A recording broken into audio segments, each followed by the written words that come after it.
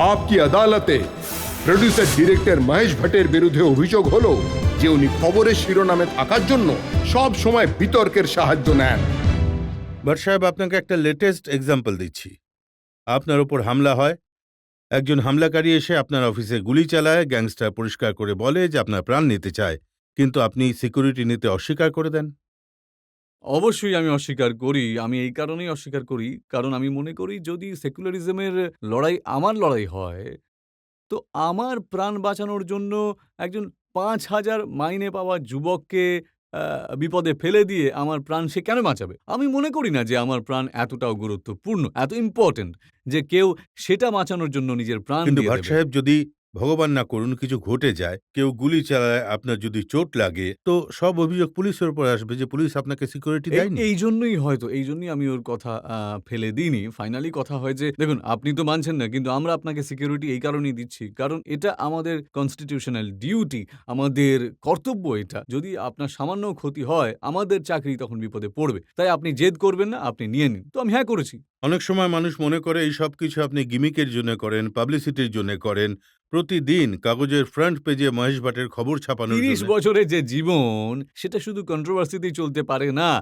৫০-এর বেশি সিনেমা বানিয়েছি যার স্মৃতি এখনো মানুষের মনে টাটকা আছে। কিছু তো করে থাকবো। আরে কিছু তো আমি করেছি। শুধু ব্লাফ আর ব্লাস্টারে ৩০ বছর আপনি ফিল্ম ইন্ডাস্ট্রিতে কাটানো যায় না। কিছু করতেও হয়, কিছু দিতেও হয়। সমাজ আপনাকে ৪ আনাও দেবে না যতক্ষণ না আপনি তাকে ৳১ দেবেন। কিন্তু সমাজ আপনাকে সবকিছু দেয় যতক্ষণ না আপনি কন্ট্রোভার্সি ক্রিয়েট করবেন। কন্ট্রোভার্সিতে আপনার মনোযোগ কিছুক্ষণের জন্যই ওই প্রোডাক্টের দিকে নিয়ে যেতে পারে। আসলে ওই ২.৫ ঘন্টা যেটা অন্ধকারে হয় না সিনেমা হলে, সেটাই হলো যা আপনাকে এখান থেকে ওখানে নিয়ে যায়।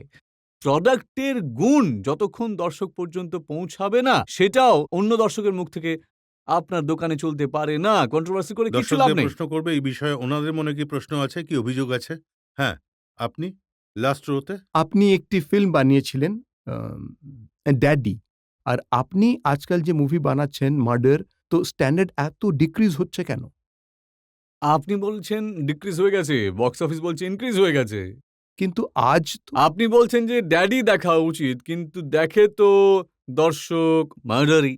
এটা বাজারের বাস্তবতা হলো। যখন ড্যাডি বানাই আর বক্স অফিসে রিলিজ করি না, তখন ওটা সুপার ফ্লপ ছিল। টেলিভিশনে চলেছিল। লোকে প্রশংসা করে তাকে অ্যাওয়ার্ডও দেওয়া হয়। দেখতে যায় কিন্তু তারা মার্ডারই, যেটাকে মানুষ রোজ নিন্দে করে কিন্তু টিকিট কেটে দেখে তারা। টিকিটের পরে ডিভিডিও কিনেছে আর মিউজিক তো আজও কিনছে। এটাই বাজারের সত্যতা। আর হিন্দুস্তান, যে 1990 হিন্দুস্তান এবং 21st সেঞ্চুরির হিন্দুস্তান এখন বদলে গেছে। পৃথিবী বদলে গেছে।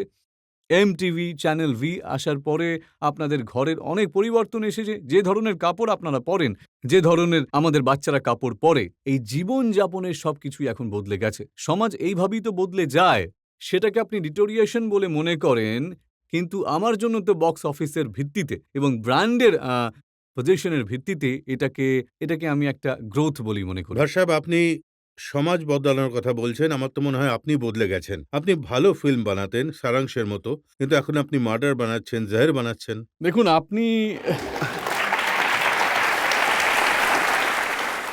দেখুন, যারা হাততালি দিচ্ছে না, তাদেরকে একবার বলুন না নিজের ভেতরে উঁকি মেরে একবার দেখার জন্য, যে যদি চয়েস থাকে জখম দেখার আর মার্ডার দেখার, তাহলে কোনটা দেখবে? ওরা দেখবে মার্ডার। জখম যদি দেখতে হতো তাহলে জখম সুপার ফ্লপ হতো না। জখমে ৳৩.৫ কোটি আমরা নিজের ঘর থেকে লাগিয়েছি, যেটা রিকভারি হয়নি। সির্ফ ৳৬০,০০০ একটা ন্যাশনাল অ্যাওয়ার্ড পেয়েছি, আর ওই যে সার্টিফিকেট পায় সেটা দেওয়ালে টাঙানো, আর মেডেল পেয়েছিলাম। কালো হয়ে গেছে সময়ের সাথে সাথে। তো এখন আপনি এমন ফিল্ম বানান যেটা বিক্রি হয়। তো আপনি প্রোডিউসার ডিরেক্টর কম আর ব্যবসায়ী বেশি হয়ে হ্যাঁ, গেছেন। একদম। আপনি একদম ঠিক বলেছেন। আমি ফিল্ম ব্যবসার জন্যই বানাই, আ বক্স অফিসে সাফল্যের জন্যই বানাই। বাকি যে তৃষ্ণা, যে ইচ্ছে সমাজ সেবার জন্যে, আমি কখনো রাজস্থান নিয়ে ফিল্ম বানাই, কখনো আমি উড়িষ্যার সাইক্লোন নিয়ে ফিল্ম বানাই, কখনো আমি জামিয়াতে উলমা হিন্দের হিস্ট্রি ক্রনিকল করি। আজকাল আসাম নিয়ে ফিল্ম বানাচ্ছি এখন। আমি এই কথাটা বুঝে গেছি যে কিছু জিনিস এমন হয় যেটা মানুষ পাবলিকের সামনে বাহ বাহ করবে কিন্তু কিনবে না কখনো। যেমন ক্লাসিকের তারিফ লোকে করবে কিন্তু কেনে জেমস হেডলি চেজ। আপনি ফিল্ম বেচুন, তাতে আপত্তি নেই, আমাদের কোনো অসুবিধাও নেই। আপনি ফিল্ম বিক্রি করার জন্য যা ইচ্ছে করুন, কিন্তু এত বেশি অশ্লীলতাও দেখাবেন না যেটা আমরা বোন ভাই মা বাবা সবাই মিলে দেখতে না পারি। মনে হয় এই প্রশ্নটার উত্তর দেওয়া উচিত আপনার। আসলে কি জানেন তো, একটা কথা আমি খুব সোজাভাবে আপনাকে বলতে চাই। এই ফিল্ম যেগুলো আমি বানাই সেটা আমি হিন্দুস্তানের সেন্সর বোর্ডকে দেখিয়েই তো তার সার্টিফিকেটটা নিয়ে সিনেমা হলে রিলিজ করাই, তাই না? এটা একটা লম্বা লিগ্যাল প্রসেস। তাহলে আমাদের সেন্সর বোর্ডের বিরুদ্ধে আন্দোলন শুরু করতে হবে যারা এমন বাজে ফিল্ম অ্যাপ্রুভ করে। আমার কোনো আপত্তি নেই এতে। এমনিতে আমি আপনার ফ্যান, কিন্তু যেটা ভুল সেটা ভুলই। আপনার ফিল্মে অকারণে অঙ্গ প্রদর্শন বোধহয় আর আপনার নামটা অশ্লীলতাও কি? খুব বেশি কি নাম থাকে। আপনার? শবনম খান। শবনম খান। আমি 50-এর বেশি ফিল্ম বানিয়েছি। বোধহয় আপনি মার্ডারের কথাই বলছেন বা স্যার, জিসামের আমি কথা বলছেন। জখমের কথা বলছি। আপনি যে বললেন না যে জখম ফিল্ম কেউ দেখেনি, আমি কিন্তু জখম ফিল্ম দেখেছি। বাইরে সিনেমা হলে সার্টিফিকেট দেওয়া থাকে এ অনলি ফর অ্যাডাল্টস। আপনারা এই বিষয়ে ধারণা পেয়ে যান ক্রিটিক্সের মাধ্যমে যে পিকচারে কি রয়েছে।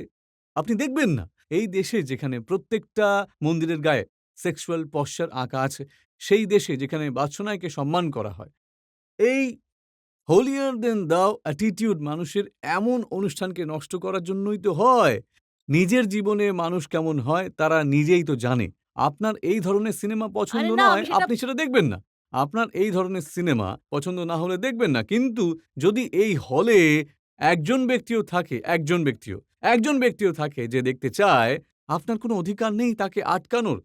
এই কথাটা মনে রাখুন। এটা খুব অশ্লীল ফিল্ম, আপনি দেখবেন না। আমি শুধু ওই একজন ব্যক্তির জন্য ফিল্ম বানাচ্ছি, বাকি 99 জনের জন্য নয়। এই অধিকারটা আমার কাছে আছে না নেই? ভার্সাব, যদি এমনটাই হয় আপনি মনে করেন আপনার ফিল্ম অশ্লীল নয়, তো আপনি নিজেরই একটা ফিল্মের নাম ব্লু ফিল্ম রেখেছিলেন আর পরে তা চেঞ্জ করে দেন। এখন যারা কলিযুগ দেখেছে তারা আমার চোখে চোখ রেখে বলুন তো ওতে অশ্লীলতা আছে? ওতে একেবারেই অশ্লীলতা নেই। কারণ ইনফ্যাক্ট অশ্লীলতা ছিল নীল আর নিকিতে, যেটাকে আপনারা পারিবারিক ফিল্ম বলেন। আপনাদের পারসেপশন হয়ে যায়, আসলে পারসেপশন তৈরি করা হয়, মিডিয়া করে দেয়। আপনারা এত অন্ধ হয়ে যান যে কলিযুগ, যেটা নাম প্রথমে বুল ফিল্ম রেখেছিলাম, বলেছিলাম বুল ফিল্ম টাইটেল হবে, তো তেমন সব দর্শকরা দেখতে আসবে না ওটা, কারণ ওটা পর্নোগ্রাফির বিরুদ্ধে একটা ফিল্ম ছিল। ওই ছবিতে সেন্সর সার্টিফিকেটে একটাও কাট ছিল না, আর ওটা খুবই মিডল ক্লাস স্বচ্ছ ফিল্ম ছিল। কিন্তু পরে মনে হয়েছিল ব্লু ফিল্ম নামে ভুল সিগন্যালটা যাবে, তাই আমরা টাইটেলটা চেঞ্জ করে দিই। যেমন এ ড্রেস, মানে পরে আজকালকার হিরোইনরা, ছোট বাচ্চারা খুব তাড়াতাড়ি সবকিছু ক্যাচ করে নেয়, ছোট মেয়েরা। তো এমন ড্রেস পরানোটা কি ঠিক হয়? এমন মানে কেমন? আপনার না, ফিল্মে উনি আপনার বলছেন যে ফিল্মে আপনার যেরকম, ফিল্ম খুব ভালো, থাকে কিন্তু না? কাপড় একটু পুরোটা পরিয়ে দিন হ্যাঁ, মেয়েদের। হ্যাঁ, এই আর সেরকম কি। সেটাই বলছি। আমার কথাটা হলো, না না, এক সেকেন্ড, অ্যাকচুয়ালি যদি ওটা আপনি ইন্ডিয়ান স্টাইলে পরাতেন তাহলে কি আমাদের ভালো লাগতো না? আমাদের চেষ্টা থাকে যে আমরা সালোয়ার কামিজ পরাবো, কিন্তু হিরোইন আমাদের বলে যে আমাকে আউট করা থেকে ইন্টারেস্টেড আছেন নাকি আপনি? আমাদেরও ওই রকমই কাপড় বানান যেমন রাখি সাওয়ান্ত পরে।